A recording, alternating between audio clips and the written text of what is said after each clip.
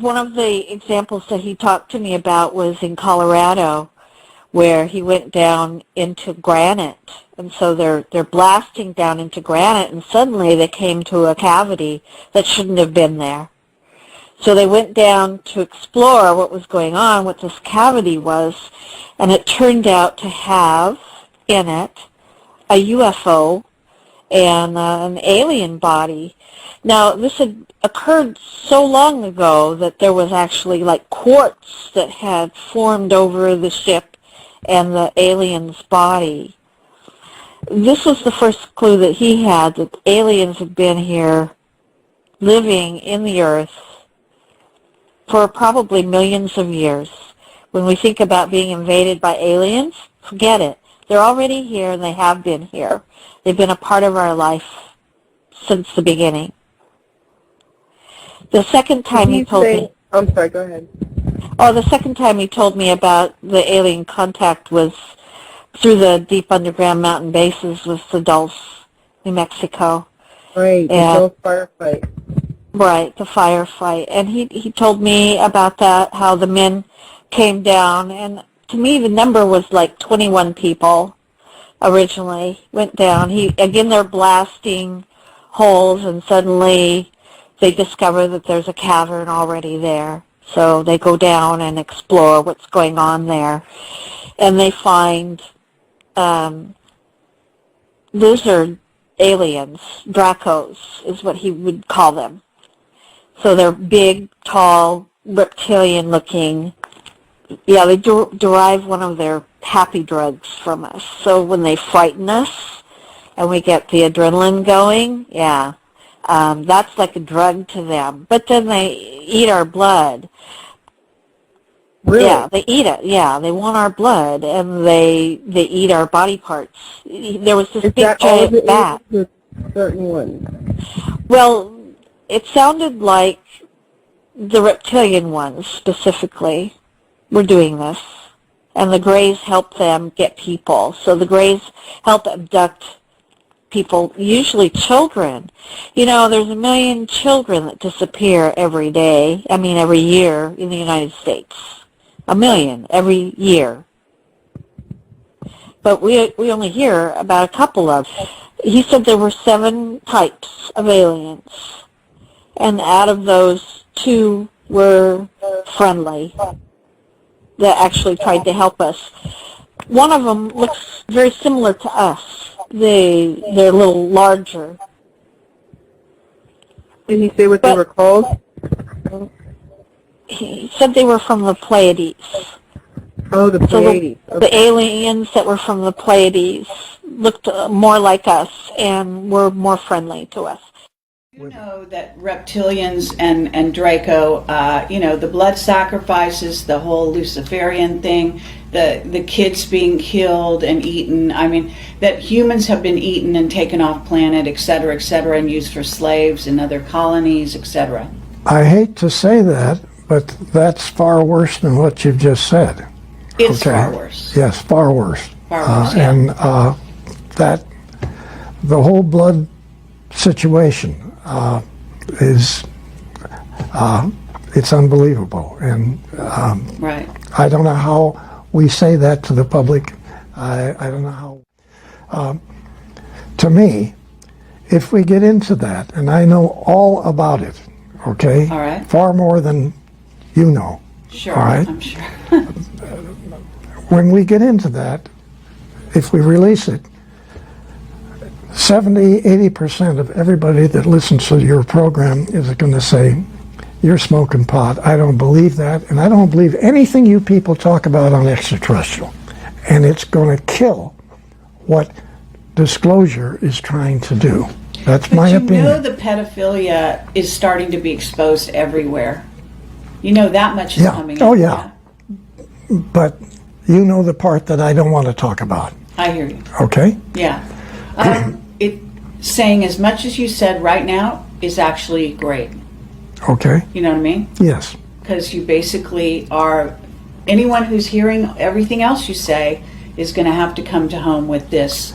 And if they want to know more, it's out there. It's more and more, it's out there. Yeah. Now, I'm not going to speak for Bob, but Bob Wood, Dr. Wood, who's worked with me on my book, okay? Yes. He's a genius.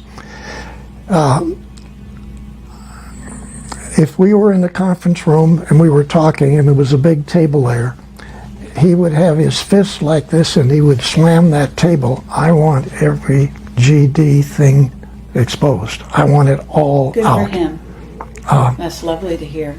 And I have to say, I'm having a hard time disagreeing with him, but Well, we can do another interview on that subject so that, this one, it goes out, because I know you really want this information out. You want people to start to wake up, and we don't want to turn them off to any...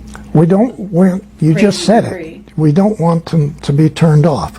We don't want them to not believe what's being said, okay? I know, but and this, yeah, it's... and some, we can get into it partially, but I'm saying, I personally don't want to be involved in doing what Bob wants to do. It's too heavy. I think it's going to really hurt getting more people to get involved in this subject. Okay, they're going to say that Bill Tompkins is smoking pot. I don't believe one damn word. I don't want to hear about any of this. Okay, Yeah. I don't want to hear about it. My philosophy on this, which is humans are not protecting themselves. They're not protected. And so if you don't warn them, you're culpable. The next time somebody gets snatched and eaten or taken away, or their child, and I'm more concerned about the children, obviously, than anything else. That's That's it. Well, that's what. And so that's my statement. My statement is, I care about the children and I want to protect the children. How can you protect a child? You must tell them, you must tell their parents what's happening, what's really going on this planet. And it's about time we humans are able to protect ourselves. There's a lot of New Agers out there who want nothing but to believe that there's ETs, definitely, but they're all hearts and flowers and good guys. Right. Yes. And this is such a dangerous thing to put out there, because again, you get humans that will not be able to protect themselves. That's and also not understand. Some people get the wrong idea about Camelot, but I'm actually in favor of the military. I know it sounds crazy, but I actually understand that we have a lot of military that are putting their lives on the line. Yes. In a daily basis to protect humans that have absolutely no idea that they're in danger. You're right. Absolutely. I agree. And that's got to change. Yeah, it's got to change. Yeah. So, I realize that people have no idea what a brave man you are. Oh. You are, I just wanted this statement made on my interview here, that the courage that it takes to actually do what you're doing right now is phenomenal. Really it is. See, I can get away with this because I'm a journalist and I can say anything and people will say, she's crazy, and just not listen. But someone with your stature, with your reputation and your documentation and where you were and where you come from and all of that, this is substantial. I don't think people can ignore you. I don't think they can. Well, I sure hope they don't, because frankly, we need help. Yeah. We need everybody involved in this. That's not a lie. We need help. Yes. The Navy had been involved with the German facilities in Antarctica and the Draco reptilian facilities in caverns in the Antarctica. And you have Draco reptilian guys running your governments of every country on your planet. Of every government. There you go. Wow. That's quite a statement. Does that answer your question? That answers it. I'm sorry. It's not what we want to hear. No. When we got to the moon, we found out a lot of surprises, okay? The Draco reptilians were already there. And we knew because we had probes when we went non-manned probes that we sent around the moon. So we knew there were facilities on the backside. We knew a whole lot that people didn't talk about. But we were in a position where this moon is not a moon, okay? It's not your moon in the first place. Actually, this is not your planet. This is their laboratory, okay? Right. Okay, the Dracos, you mean, or the reptilians? Draco reptilian / Okay. reptilian. And I'm going to ask you what they all look like and all that, at some point. Okay. Because I know. Okay, let's get to when it was. Was it Neil Armstrong landed on the moon, and he said that thing that you heard him say, and Michael wants to get real specific about this. So basically, there were 7 huge craft there, and you said on one of the shows out there, you said that the reptilians actually showed up beneath their craft, and they gave the finger. Okay, they were parked around the side of the, On the crater. Yeah. Okay, they were not parked on it; they were Right. floating above it. Okay, yeah. So there were hundreds of these 9-foot reptilian guys standing with their legs. Hundreds. Yeah, they were all the way across the underneath their vehicles, Okay, so standing they're on the 9 crater. feet, and what do they look like?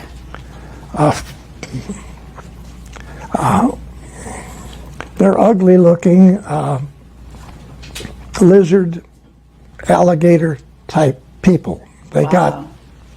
got the same skin as the lizards got. Right. Okay, and terrible looking faces.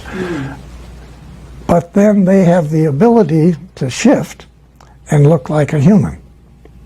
All of them do. Okay?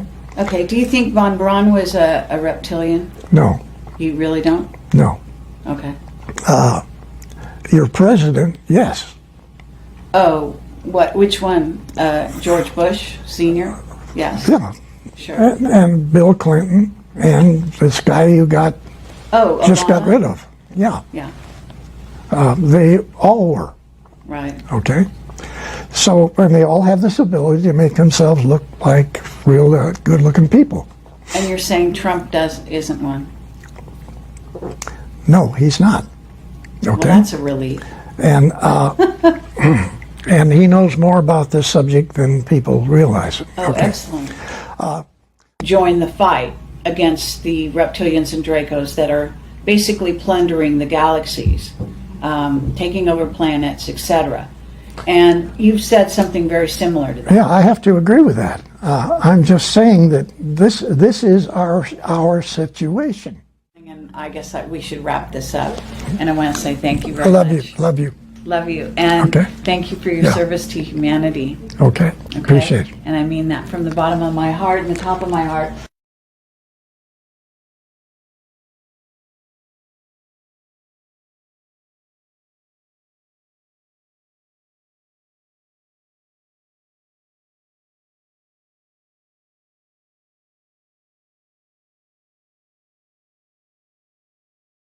Do you know of any stories that tell connections between non-humans and Mormons? Well,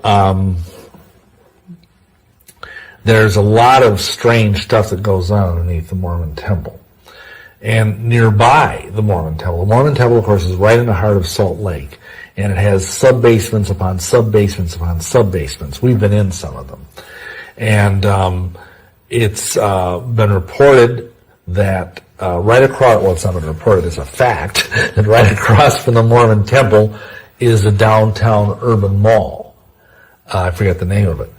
And in the basement of the mall, numerous times, the cleaning people have seen large reptilian figures walking on 2 legs, scurrying through the basement of the mall. Also, one of the temples, actually the Seattle Bellevue Washington Temple, when it was being built, some Christian colleagues of mine snuck into when they were building the foundation of the temple and put Bibles underneath the main pylons of the temple. And they also put a little booklet called To Moroni with Love, which was one of the first and best anti-Mormon books ever written. and then they poured the concrete over the temple. So we used to joke about the fact that temple was the only Mormon temple that was built on the Word of God. Then, you see, you gotta realize temple dedication is a huge deal. The Mormon prophet himself flies in and prays this dedicatory prayer over the temple. And while he was doing that up on the hill overlooking the temple, there's all these pine trees. And hiding behind the pine trees were a dozen believers in Yeshua praying fiercely against the lying and deceitful spirits of Mormonism. So guess what happens? We found out later from several people who got born again that when people would go in, see, the Mormons believe that Almighty God himself walks in those temples. That's why they're so sacred. They believe that he's actually walking through the corridors, that he stays in the celestial room and visits his children that are there. And, on and on and on. And many people in Mormon temples have experiences where they see dead ancestors. Like they'll go in and be baptized for their dead grandmother or something, and then they'll see old granny hovering up there in the ceiling saying, "Oh, thank you for finally, baptizing me so I can join the one true church," that kind of thing. And of course all of these are demons. Well, so what was interesting about this Bellevue temple is that people would start seeing these horrible crocodile, reptilian-like figures running through the hallways. And it freaked several people out to the point they got born again. What we believe is that the prayers and the presence of the Bibles underneath the foundation was sort of scrambling these, reptilians and demons or whatever they were from appearing as these benign relatives or as Heavenly Father or whatever. And so instead, the masks were being ripped off and they were being seen for what they really were. Say, I have seen the cheetah. I have smelt them. I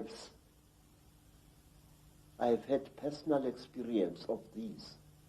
And there are people who claim that these creatures are gods. There are people who claim that these creatures are experimenting on us. That is a lot of rubbish. These creatures are harvesting us. These creatures are not aliens, Mr. Ike. These creatures are sexually compatible with our women. And what does that tell you? It tells you that they came from here. They are part of us. And this makes them all the more dangerous. They know us very, very, very well. They know the great weaknesses of our minds, just as they know the great strengths of our minds. They operate in what I call the gray area of human existence, that side of our lives which we don't want to acknowledge the existence of. They create, African tradition says that the Chitawuli, where they engaged God himself in a terrible war, and God defeated them, the real God, Nkulunkulu, the creator. God defeated them, and he closed their mouths so that they are unable to talk or to eat food anymore. But we are told, say, that the Chitawuli fatten on the energy that we human beings give them.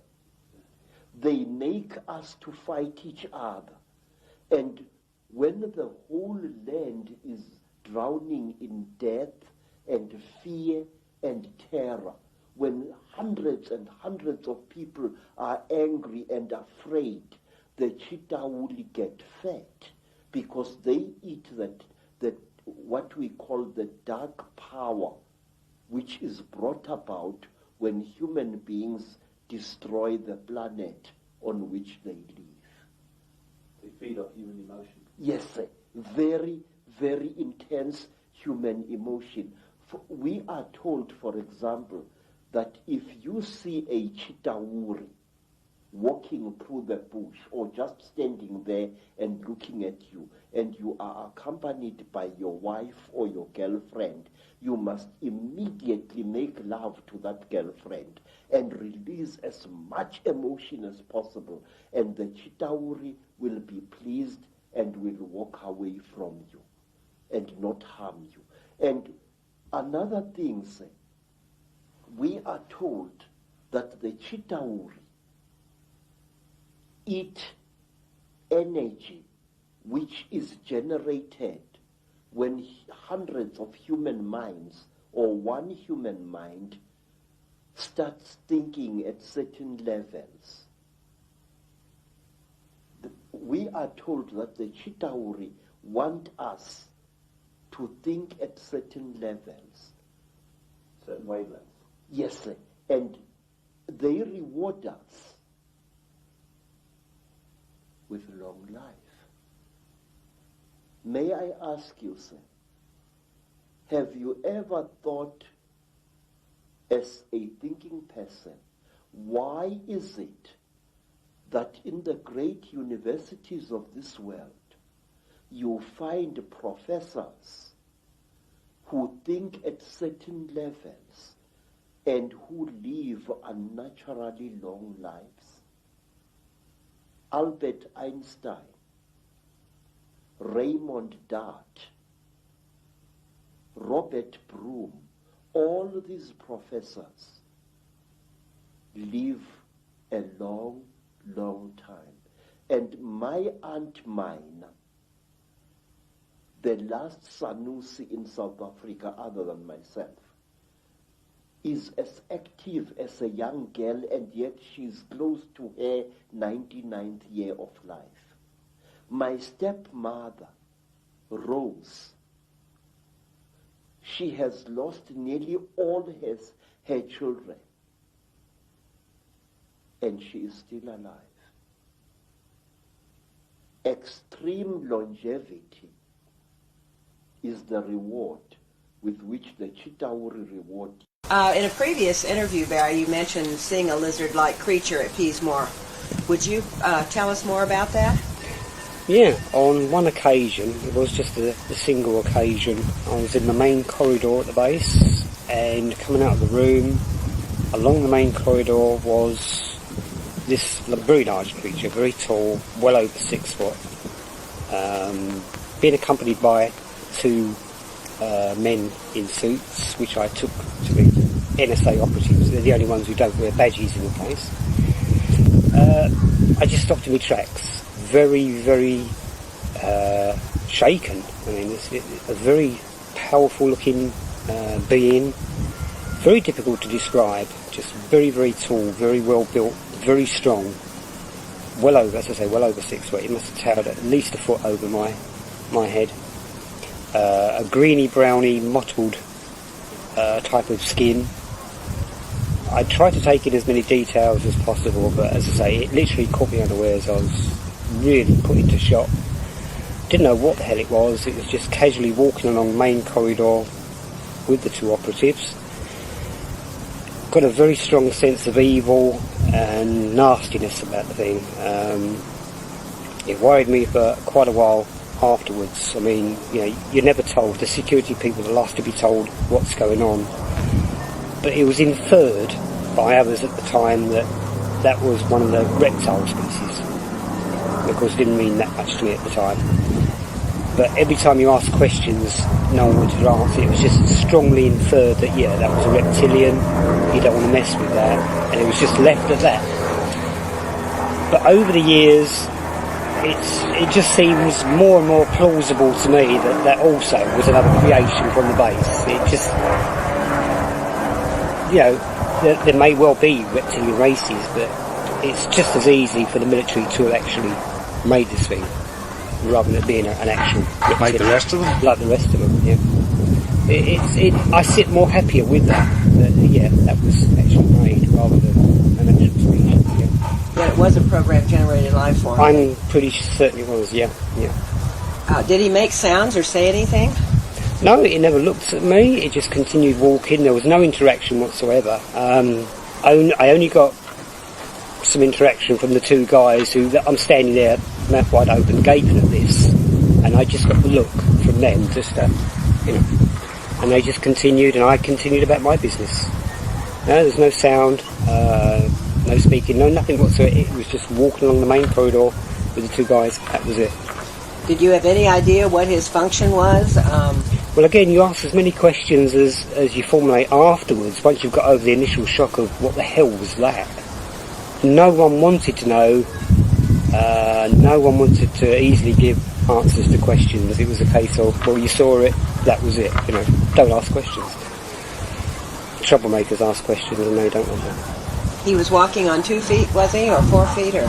2, yeah. So he's standing upright. I mean, as I say, I'm trying to take in, this all happened probably within 30 seconds. I'm taking it in, feeling, I don't want to meet this on a dark night anywhere. I never even bothered to look back. It was, the glance back I gave both the figure and the two guys was very brief. While I continued, that's it. I've got jobs to do. I'm away. That's not my business. But over a period of time, you were there for upwards of a year or so altogether. Why did this one bit 30 seconds? Why did this brief? Because it was so out of place with what was going on there. I mean, everyone's so used to the 3 different phases, of development of the PGs, and this literally stuck out like a sore thumb. It's just not the usual thing you see around. It was just the once only. It was very unnerving, very scary. Any final questions? You didn't see an insignia or anything on his clothing? I mean, he was dressed in something, presumably. If it was, again, I never noticed. I didn't discern, that was skin and that was clothing. That wasn't there. It was just this tall being. I mean, mostly my focus was from, chest upwards. I mean, the head.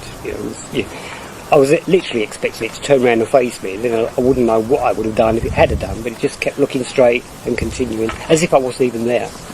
So, no, I didn't take in that many details. What I saw was, quite enough, thanks very much. Is there anything that you could say it looked like? Well, again, you've seen drawings that people have done over the years of supposed reptilians, Draco, whatever the names are given. It lizard-like. I mean, it literally is like a very tall, very big lizard. I mean, I was half expecting the big forked tongue to come out, but, again, it's just what you expect, what you're programmed to expect a lizard-type being to be like. Any idea why they would create such a creature? Well, it's exactly the same like the normal, if you can call them that, PGs. I mean, they're there for military abductions. There's an aura of mystery over the reptilians. They're the dangerous ones. They're the ones who are in charge. They're just continuing that. Yeah. Anything finally that you would like to say to the CSETI group? Well, as I mentioned, any word of advice on it? Well, there is. I mean, there's insiders out there who probably know a hell of a lot more than I'll ever know, and there's a lot of people out there who want to come forward. Just give them the reassurances that they'll be listened to without being laughed at. They'll come forward. Can you help in that regard? Well, it's limited to what I can personally do. I mean, I can only help with people over on this side of the Atlantic, and I know there's a load of people locally, who were involved. And by making my documents known, they know that I was involved. It might make them a little bit safer in coming forward. Okay. Well, thank you very much. We certainly appreciate your time and efforts. Okay.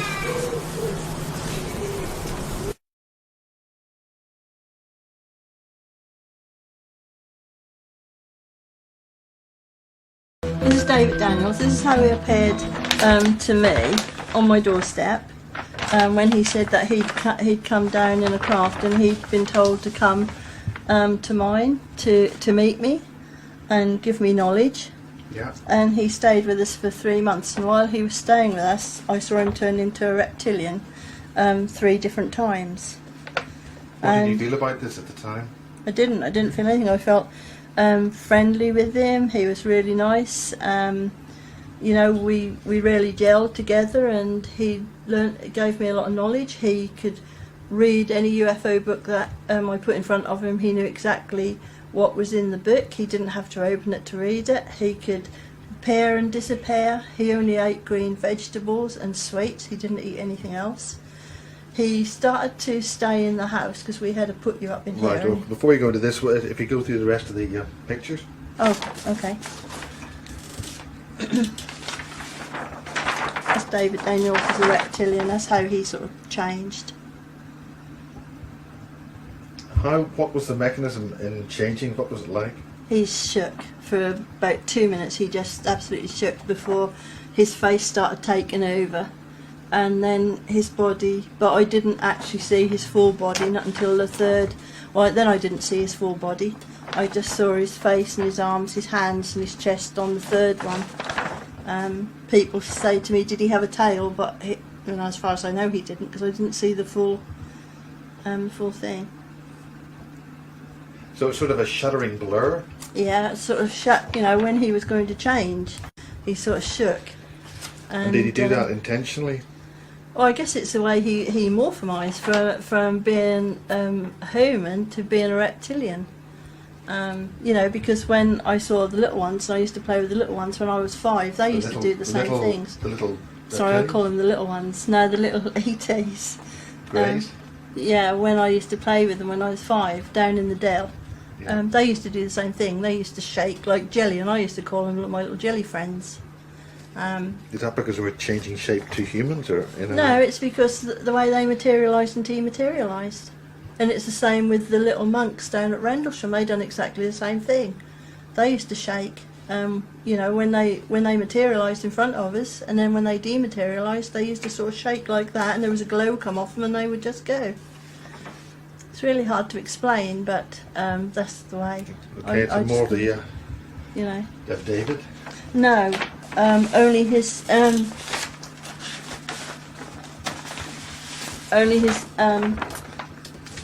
This what he wore around his neck. So he wore on the it round left-hand his side neck. is David, no? No, that's nothing to do with David. Okay, right. No, that's to do with Ra. But that's when he took me back to my past lives. He done something with that in front of me like that, and he was putting it in front of me and told me to watch it, and I was watching it, and he took me back to some of my past lives. And what were they? Your past lives? One was I was a man in Egypt, and I helped to build the pyramids, and I described exactly how I helped to build the pyramids. And one day, years after that, probably in the 90s, I went up to Norwich Museum, and they were doing Egyptian Day. And the funny thing was they had pictures of how the pyramids are built, and that was exactly how I'd explained it. Absolutely exactly. And another one, I was a monk in Peru, or I was a Buddha actually in Peru, and I was looking down, going up to the big palace or wherever it was we were going, up this hill, looking down in a valley, and you could see all the people who were really poor and everything, and they were trying to grow their crops and that.